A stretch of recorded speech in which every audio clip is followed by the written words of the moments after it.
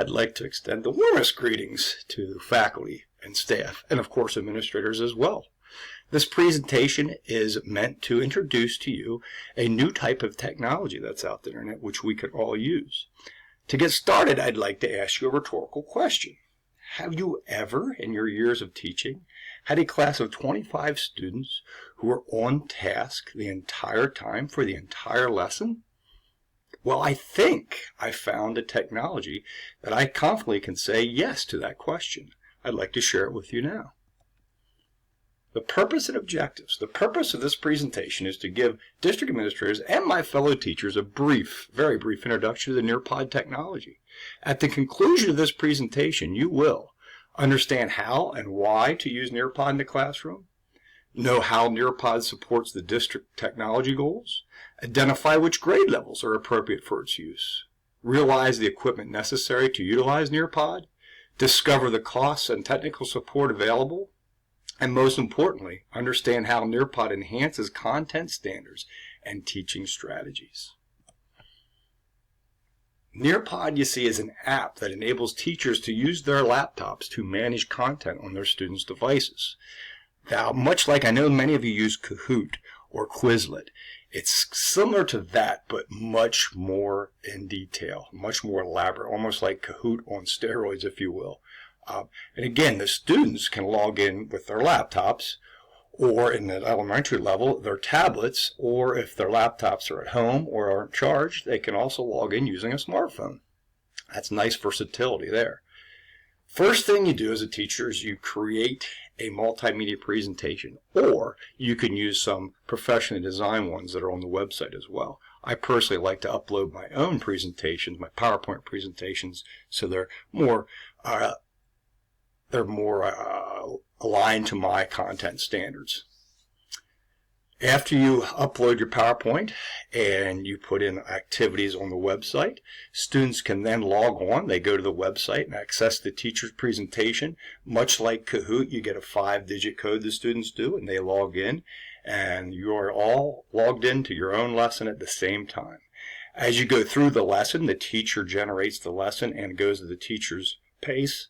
All students submit responses to design questions that you have in your activities.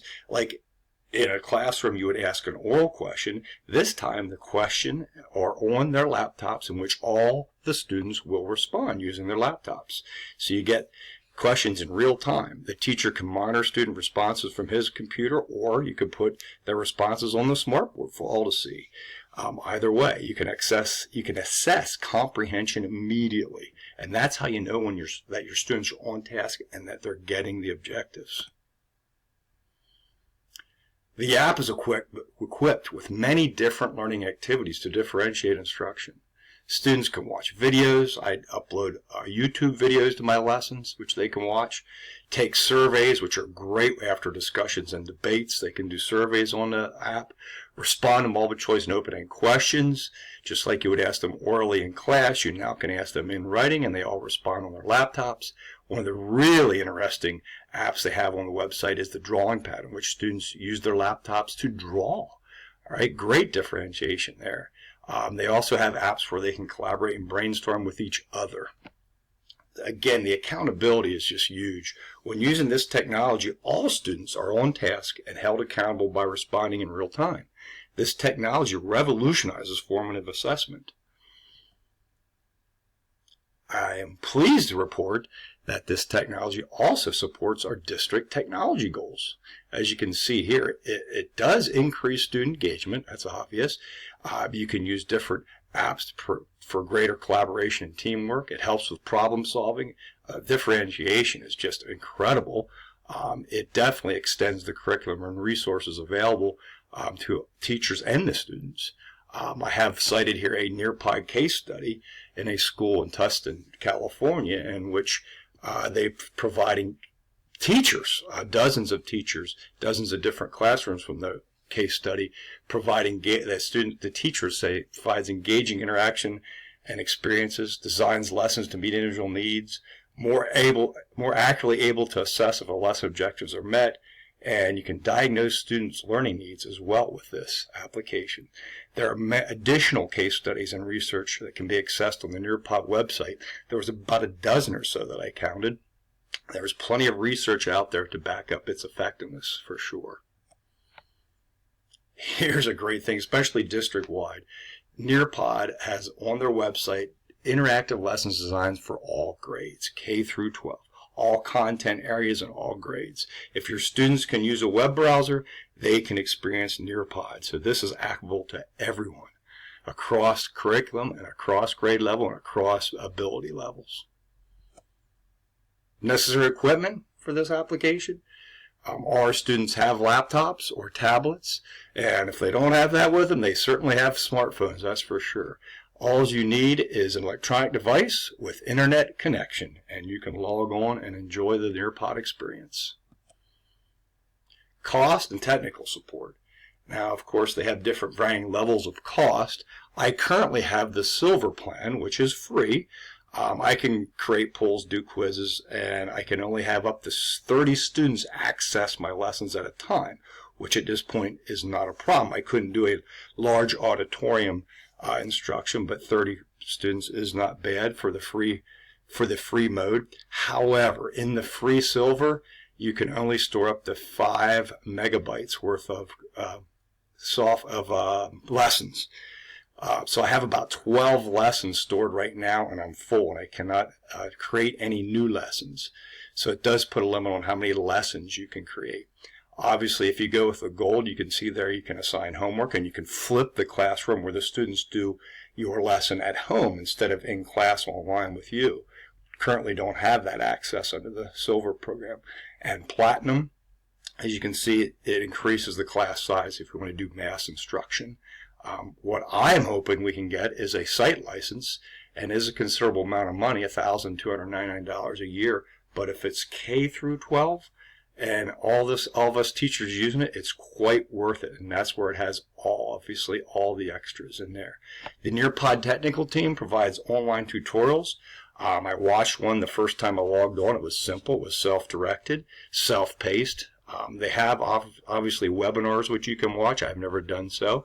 Blogs, I've read a few, and live instant messaging. So if you're on trying to create a lesson and you have a question, you can instant message a tech person. All that is free of cost, even with the Silver account, which is what I have.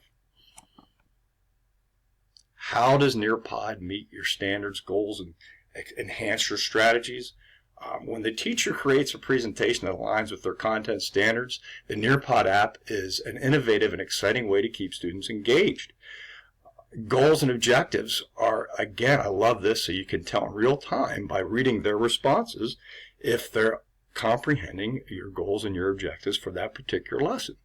The differentiation factor, as I said earlier, you got the video, you got the draw pad, you got the surveys they can take, they can respond open-endedly.